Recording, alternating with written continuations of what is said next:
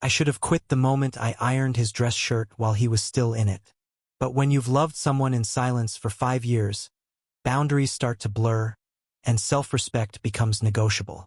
I was Liam Reyes, 28, personal assistant to the coldest, most demanding, most heartbreakingly beautiful man in all of Manhattan, Ethan Blake.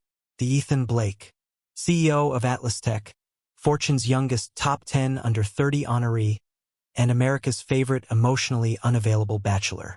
And I, apparently, was his unpaid therapist, life organizer, and invisible support system.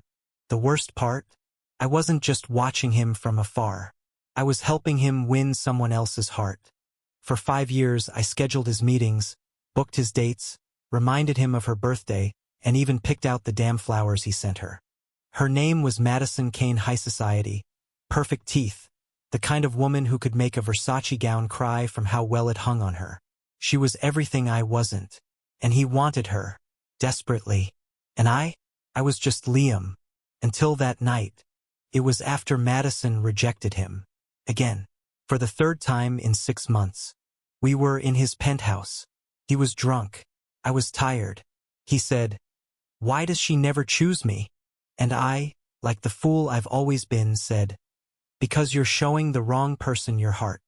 He looked at me, really looked at me, like he hadn't in 5 whole years.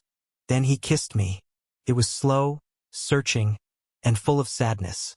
And for one stolen night, I was not his assistant. I was his world. But morning came like a wrecking ball. "Liam, last night. It was a mistake." Of course it was. I packed my things. 2 weeks passed. He didn't call, didn't text. Just silence and the occasional email from HR about my severance. I moved into a studio in Brooklyn, started freelancing, tried to convince myself that I hadn't built my life around a man who didn't even see me. But trauma has a sense of humor, because one day, Ethan showed up at my door. Soaked in rain, holding a crumpled umbrella and a coffee. "Can we talk?" I let him in. I was a sucker. Still am. He sat across from me on the couch like we were strangers. "I don't remember everything," he said, voice cracking. "But I remember how I felt. And I haven't stopped thinking about you." I wanted to throw the coffee at him. I wanted to scream. But mostly I wanted him to hold me again. "You said it was a mistake," I said. "I lied," he said. There was silence. Then a question I never expected. "Did you love me, Liam?" I almost laughed. No, Ethan. "I didn't love you. I love you." He reached for my hand. And this time he didn't let go. We kept it quiet. For months we met in secret. It wasn't about hiding, not really. It was about protecting what we were building. Something real. Something fragile. He learned how to listen. I learned how to trust. He still messed up. Missed a dinner. Snapped at me when stressed. But for once, I wasn't the only one apologizing. One night we sat on his rooftop again. The same place where he first broke me.